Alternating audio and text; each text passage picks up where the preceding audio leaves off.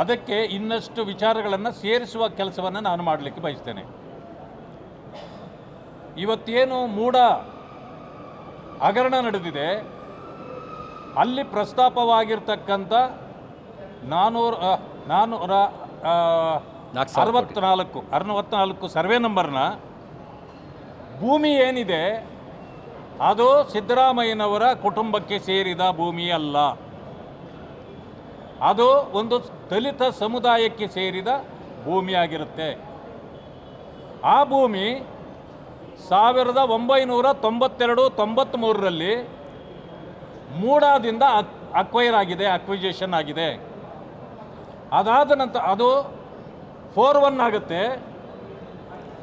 1997ರಲ್ಲಿ ಅದು 6-1 ಆಗಿಬಿಡುತ್ತೆ.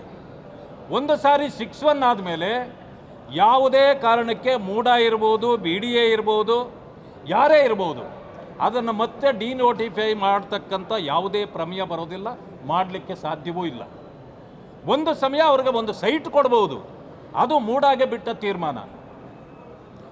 ವಿಷಯ ಈಗಿದ್ರೂ ಕೂಡ 97-98ರಲ್ಲಿ ಮಲ್ಲಿಕಾರ್ಜುನ್ ಅಂತಕ್ಕಂಥವರೊಬ್ಬರು, ಆ ಜವರಾಯ ಅಂತಕ್ಕಂಥ ಅವರ ಮಕ್ಕಳು 3 ಇರ್ತಾರೆ. ಅದರಲ್ಲಿ ಆ ಕುಟುಂಬಸ್ಥರನ್ನ ಸಂಪೂರ್ಣವಾಗಿ ಬಿಟ್ಟು ಒಬ್ಬರನ್ನು ಮಾತ್ರ ಕರ್ಕೊಂಡು ಬಂದು ಅವರ ಕಡೆಯಿಂದ ಸೈಟನ್ನು ಒಂದು ಭೂಮಿಯನ್ನು ರಿಜಿಸ್ಟರ್ ಮಾಡ್ಕೊಳ್ತಾರೆ.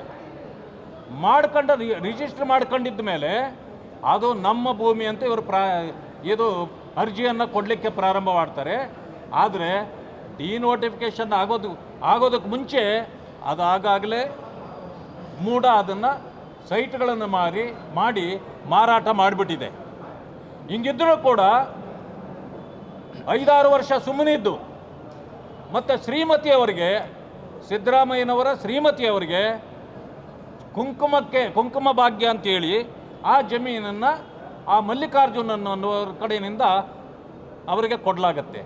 ಕೊಟ್ಟ ನಂತರ 2014ರಲ್ಲಿ ಅವರು ನನಗೆ ಇದು ಭೂಮಿ ವ್ಯವಸಾಯದ ಭೂಮಿ, ನನಗೆ ಈ ಭೂಮಿಗೆ ಪರಿಹಾರ ಕೊಡಿ, ನನಗೆ ಸೈಟ್ ಕೊಡಿ ಅಂತ ಕೇಳ್ತಾರೆ.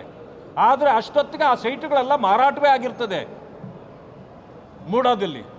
ಆದರೆ ಒತ್ತಡದ ಕಾರಣದಿಂದಾಗಿ ಆವತ್ತು ಯಾರು ಚೇರ್ಮನ್ ಆಗಿರ್ತಾರೆ ಅವರು 3 ಸಾರಿ ಆ ಸಮಿತಿಯಲ್ಲಿ ಇಟ್ಟು ಚರ್ಚೆ ಮಾಡಿ ಕೊನೆಗೆ ಅವರಿಗೆ ಸೈಟ್ ಕೊಡೋದು ಅಂತೇಳಿ ತೀರ್ಮಾನ ಮಾಡ್ತಾರೆ.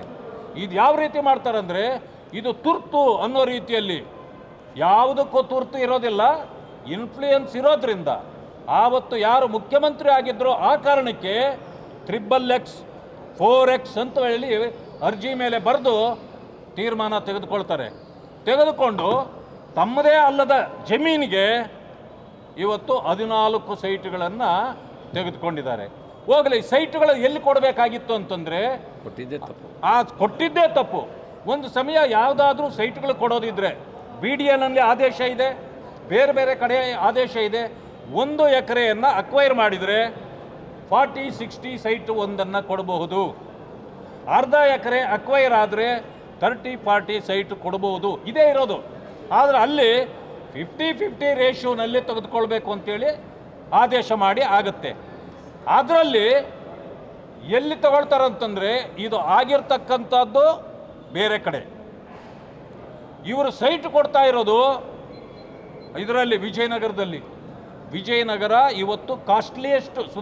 ಈಗ ಯಲಂಕದಲ್ಲೋ ಏರ್ಪೋರ್ಟ್ ಹತ್ರ ಇವ್ರದ್ದು ಜಮೀನು ಇರೋದು, ಸೈಟ್ ಅಲ್ಲಿ ಕೊಡಬೇಕು.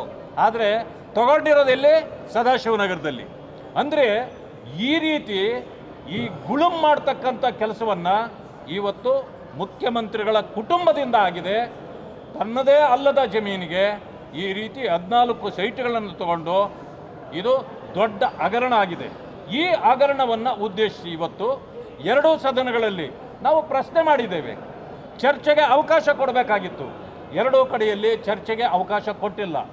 ನಾವು ಚರ್ಚೆಗೆ ಪಟ್ಟು ಹಿಡಿದು ಕುಳಿತ ನಂತರ ಇವತ್ತಿನ ದಿವಸ ಅದಕ್ಕೆ ಉತ್ತರವೇ ಕೊಡಲಾರದೆ ಇವತ್ತು ಮಾನ್ಯ ಸಭಾಪತಿಗಳು ಮೇಲ್ಮನೆಯಲ್ಲಿ, ಇಲ್ಲಿ ಅಧ್ಯಕ್ಷರು ತಳಮನೆಯಲ್ಲಿ ಅವಕಾಶ ಕೊಡದೇ ಇರತಕ್ಕಂಥ ಕಾರಣದಿಂದ ಅಹೋರಾತ್ರಿ ಧರಣಿಯನ್ನು ಎರಡೂ ಸದನಗಳಲ್ಲಿ ನಾವು ಮಾಡ್ತಾ ಇದ್ದೇವೆ. ಗ್ಯಾರಂಟಿ ನ್ಯೂಸ್, ಸುದ್ದಿ ಖಚಿತ, ನ್ಯಾಯ ನಿಶ್ಚಿತ.